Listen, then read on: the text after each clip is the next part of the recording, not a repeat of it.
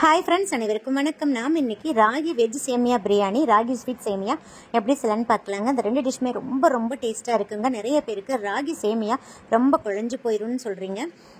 இந்த மெத்தடில் செஞ்சு பாருங்கள், கொஞ்சம் கூட குழையாதுங்க. நல்ல உதிரி உதிரியாக பஞ்சு போல் சாஃப்டாக இருக்குங்க. வாங்க வீடியோக்குள்ளே போகலாம். அதுக்கு முன்னாடி நம்ம சேனலை சப்ஸ்கிரைப் பண்ணாத நண்பர்கள் ப்ளீஸ் சப்ஸ்கிரைப் பண்ணுங்கள், சப்போர்ட் பண்ணுங்கள். வாங்க வீடியோக்குள்ளே போகலாம். ராகி சேமியா செய்கிறதுக்கு ஃபஸ்ட்டு இந்த மாதிரி ஒரு அகலமான பவுல் எடுத்துக்கோங்க. அதில் 2 கிளாஸ் தண்ணி சேர்த்துக்கோங்க. நார்மல் பச்சை தண்ணி தாங்க சேர்த்துருக்கேன். 1/2 டீஸ்பூன் சால்ட்டு சேர்த்துட்டு நல்லா மிக்ஸ் பண்ணி கொடுத்துருங்க. இப்போ பாருங்கள், அணில் ராகி சேமியா எடுத்துருக்கேன். அதை இந்த தண்ணியில் சேர்த்துடலாங்க. இந்த பேக் 3 பேர் தாராளமாக சாப்பிட்லாங்க. சேமியாவை தண்ணியில் சேர்த்துடலாங்க. நல்லா சேமியாவை தண்ணிக்குள்ளே மூழ்கி இருக்கிற மாதிரி ப்ரெஸ் பண்ணி விட்டுருங்க. நம்ம எடுக்கிற தண்ணி அந்த சேமியாவுக்கு மேலே இருக்கிற மாதிரி பார்த்துக்கோங்க. இப்போ ஊற வச்சு 2 நிமிஷம் தாங்க வெயிட் பண்ணணும். அதுக்கு மேலே நம்ம வெயிட் பண்ணக்கூடாதுங்க. அதுக்கு மேலே வெயிட் பண்ணிங்கன்னா கண்டிப்பாக குழஞ்சு கூழ் மாதிரி ஆயிருங்க. 2 நிமிஷத்துக்கு குறைவாக ஊற வச்சிங்கன்னா சரியாக வேகாதுங்க. அதனால் கரெக்டாக 2 நிமிஷம் தாங்க. இப்போ பாருங்கள், லைட்டாக இந்த மாதிரி வாஷ் அவுட் பண்ணிடுங்க. ரொம்ப அழுத்தம் கொடுக்கக்கூடாதுங்க. ஜென்டிலாக லைட்டாக இந்த மாதிரி வாஷ் பண்ணிடுங்க. ரொம்ப அழுத்தம் கொடுக்கக்கூடாதுங்க. அழுத்தம் கொடுத்தீங்கன்னா சேமையாக நல்லா நொறுங்கிரும். அதனால் லைட்டாக மட்டும் வாஷ் பண்ணிடுங்க. பாருங்கள் எந்த அளவுக்கு அழுக்கு இருக்குன்னு. இப்போ 2 நிமிஷம் ஆயிடுச்சுங்க. இப்போ இதே மாதிரி ஒரு ஸ்ட்ரெயினர் யூஸ் பண்ணி நல்லா வடிகட்டிடுங்க. அந்த ஸ்ட்ரெயினர்லேயேவும் 5 நிமிஷத்துக்கு அந்த சேமியா அப்படியே இருக்கட்டுங்க. அப்போதான் எக்ஸஸா இருக்கிற தண்ணியெல்லாம் நல்லா வடிஞ்சிருங்க. அப்பதான் ராகி சேமியா நல்லா உதிரி உதிரியா கிடைக்கும். இப்ப பாருங்க, இதே மாதிரி ஒரு ஸ்டீமர் பிளேட் எடுத்துக்கோங்க. அப்படி இல்லைன்னா இட்லி பிளேட் கூட எடுத்துக்கலாம். நீங்க அந்த பிளேட்ல நல்லா ஆயில் அப்ளை பண்ணிருங்க. நெக்ஸ்ட் நம்ம வடிகட்டி வச்சிருக்கிற ராகி சேமியாவை நல்லா வீடியோல காமிக்கிற மாதிரி பூ போல உதுத்து விடுங்க. ஒரே இடத்துல குவிக்காதீங்க. அப்படி குவிச்சாலும் நல்லா வேகாதுங்க. நம்ம நல்லா பூ போல உதுத்து விட்டாதான் ராகி சேமியா நல்லா உதிரி உதிரியா கிடைக்குங்க. நீங்க இட்லி தட்டுல இந்த ராகி சேமியாவை சேர்க்கறதுக்கு முன்னாடியே இட்லி பாத்திரத்துல தண்ணி வச்சுட்டு ஸ்டவ் ஆன் பண்ணி தண்ணி நல்லா இந்த மாதிரி கொதிக்க வச்சுக்கோங்க. இந்த அளவுக்கு கொதிச்சதுக்கு அப்புறம் தான் நம்ம பிளேட்டை உள்ள வச்சு மூடணுங்க. மூடிட்டு ஒரு 10 நிமிஷம் வெயிட் பண்ணுங்க. மீடியம் டு ஹை ஃப்ளேம்ல வச்சு விட்டுருங்க. 10 நிமிஷம் நல்லா வெந்து ராகியோட மனம் வருங்க. அதுவும் இல்லாம பாருங்க, ராகி எந்த கலர்ல நல்லா டார்க் கலர்ல சேஞ்ச் ஆயிருக்குங்க. லைட்டா இந்த மாதிரி திரிச்சு பார்த்தீங்கன்னா திரி மாதிரி திரிக்க வரணும். இப்படி இருந்தாதான் ராகி கரெக்டா வெந்துருச்சுன்னு அர்த்தங்க. ராகியை நல்லா வேக வச்சு தாங்க சாப்பிடணும். இல்லாட்டி வயிற்று வலி, வயிற்றுப்போக்கு போன்ற உடல் உபாதைகள்லாம் வருங்க. அதனால 10 நிமிஷத்துக்கு மீடியம் டு ஹை ஃப்ளேம்ல வச்சிருங்க. இப்ப பாருங்க, நல்லா வெந்துருச்சு. நம்ம இதை ஒரு பிளேட்டுக்கு டிரான்ஸ்ஃபர் பண்ணிடலாம். ஒரு அகலமான பிளேட்டுக்கு டிரான்ஸ்ஃபர் பண்ணிருங்க. டிரான்ஸ்ஃபர் பண்ணிட்டு பாருங்க, வீடியோல காமிக்கிற மாதிரி நல்லா இந்த மாதிரி கரண்டி வச்சு நல்லா ஸ்ப்ரெட் பண்ணி விட்டுருங்க. அப்பதான் ஆறவும் நல்லா உதிரி உதிரியா கிடைக்குங்க.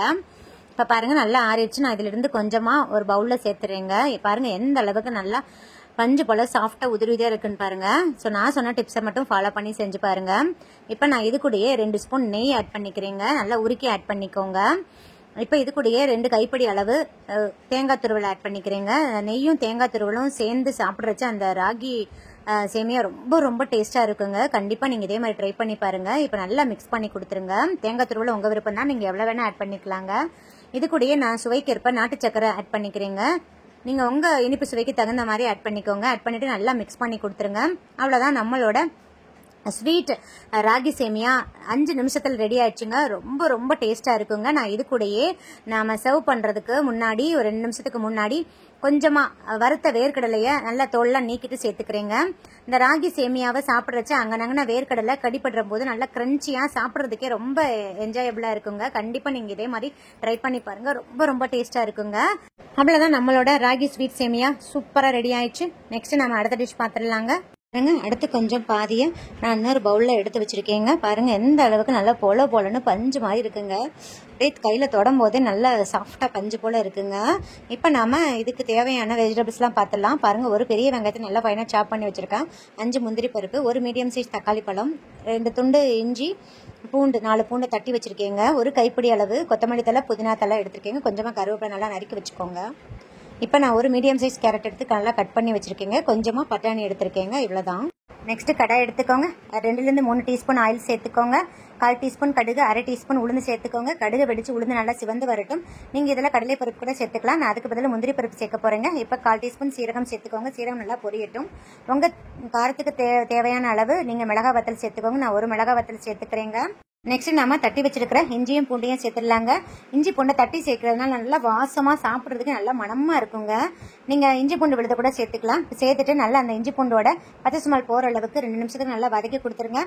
நெக்ஸ்ட் பாருங்கள், நான் 5லேருந்து 6 முந்திரி பருப்பு சேர்த்து விட்றேன். இது ஆப்ஷனல் தான். முந்திரி பருப்பு லைட்டாக சிவந்து வர அளவுக்கு நல்லா வதக்கி கொடுத்துருங்க. நெக்ஸ்ட் பாருங்கள், நம்ம எடுத்து வச்சிருக்கிற ஒரு பெரிய சைஸ் பெரிய வெங்காயத்தை நல்லா ஃபைனாக சாப் பண்ணி சேர்த்து விட்டுருங்க. சேர்த்துட்டு பெரிய வெங்காயம் நல்லா வதக்கி கண்ணாடி பதத்துக்கு வர அளவுக்கு நல்லா வதக்கி கொடுத்துருங்க. இப்போ வெங்காயம் ஓரளவுக்கு வதங்கிருச்சு. நம்ம எடுத்து வச்சிருக்கிற ஒரு மீடியம் சைஸ் தக்காளி நல்லா நறுக்கி சேர்த்துருங்க. சேர்த்துட்டு அந்த தக்காளியை 2 நிமிஷத்துக்கு நல்லா வதக்கி கொடுத்துருங்க. பாருங்க தக்காளி ஓரளவுக்கு வதங்கிருச்சு. இப்போ நம்ம வெஜிடபிள்ஸ்லாம் சேர்த்துடலாம். நான் ஒரு மீடியம் சைஸ் கேரட் சேர்த்து விட்றேங்க. இது கூடயே பச்சை பட்டாணி சேர்த்து விட்றேங்க. நீங்கள் என்ன வெஜிடபிள்ஸ் வேணால் சேர்த்துக்கலாங்க. உருளைக்கிழங்கு கூட சேர்த்துக்கலாம், உங்கள் விருப்பம் தான். இதில் குடமிளகா, பீன்ஸ் எது வேணாலும் சேர்த்துக்கலாங்க. இப்போ இந்த காய்க்கு தேவையான அளவு உப்பு சேர்த்துடுறேங்க. 1/2 டீஸ்பூன் உப்பு சேர்த்துருக்கேன். சேர்த்துட்டு நல்லா மிக்ஸ் பண்ணி கொடுத்துருங்க. மிக்ஸ் பண்ணிவிட்டு இப்போ வந்து நான் 1/2 டீஸ்பூன் பிரியாணி மசாலா, அதாவது சிக்கன் பிரியாணி மசாலா இல்லை எந்த பிரியாணி மசாலா இருந்தாலும் நீங்கள் அதை கூட சேர்த்துக்கலாங்க. மட்டன் பிரியாணி மசாலா, அப்படி எந்த பிரியாணி மசாலா இல்லைனாலும் நீங்கள் கரம் மசாலா கூட சேர்த்துக்கலாங்க. ரொம்ப ரொம்ப டேஸ்ட்டாக இருக்குங்க. இந்த மாதிரி இந்த கரம் மசாலா அல்லது பிரியாணி மசாலா சேர்த்து இந்த டிஷ்ஷு செஞ்சு கொடுங்க. கண்டிப்பாக இந்த கரம் மசாலா சேர்த்தாவே குழந்தைங்க அந்த டேஸ்ட்டுக்கு அந்த ஸ்மெல்லுக்கு கண்டிப்பாக விரும்பி சாப்பிடுவாங்க. ஒரு டைம் இந்த மாதிரி ட்ரை பண்ணி பாருங்கள். இப்போ சேர்த்துட்டு 1/2 டீஸ்பூன் சேர்த்துட்டு நல்லா வதக்கி கொடுத்துருங்க. இப்போ இது கூடயே நம்ம கட் பண்ணி வச்சிருக்கிற புதினா, கொத்தமல்லி தழை, கொஞ்சமாக கருவேப்பிலை, புதினா கொஞ்சம் அதிக அளவு சேர்த்துக்கோங்க. நல்லா வாசமாக டேஸ்ட்டாக இருக்குங்க. இப்போ சேர்த்துட்டு நல்லா வதக்கி கொடுத்துருங்க. இப்போ காய் வேகிறதுக்காக 1/4 கிளாஸ் தண்ணி ஊற்றுறேங்க. அதிக அளவு தண்ணி ஊற்ற வேண்டாம், 1/4 கிளாஸ் தண்ணி ஊற்றினா போதுங்க. சேர்த்துட்டு இப்போ ஃப்ளேமை வந்து சிம் பண்ணிவிட்டு ஒரு 5 நிமிஷத்துக்கு மூடி போட்டு க்ளோஸ் பண்ணி விட்டுருங்க. ஒரு 5லேருந்து ஒரு 6 நிமிஷம் ஆனால் போதுங்க. மூடி போட்டு க்ளோஸ் பண்ணிடுங்க. இப்போ பாருங்கள் ஒரு 6 நிமிஷம் ஆயிடுச்சு. நான் ஓப்பன் பண்ணிட்டேன். பாருங்கள் தண்ணி எல்லாம் நல்லா ட்ரை ஆயிடுச்சு. இன்கேஸ் நீங்கள் ஓப்பன் பண்ணுறப்ப தண்ணி இருந்துச்சுன்னா நல்லா தண்ணியை ட்ரை பண்ணிடுங்க. ஏன்னா தண்ணி இருக்கும்போது நம்ம ராகி சேமியாவை சேர்க்கக்கூடாதுங்க. பாருங்கள் பச்சை பட்டாணினா நல்லா வெந்துருச்சுங்க.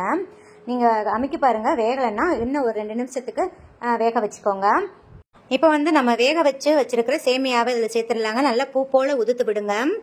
இப்போ சேர்த்துட்டு நல்லா மிக்ஸ் பண்ணி கொடுத்துருங்க. ரொம்ப போட்டு கிளறாதீங்க, லைட்டாக ஜென்டிலாக இப்படி மிக்ஸ் பண்ணி கொடுத்துருங்க.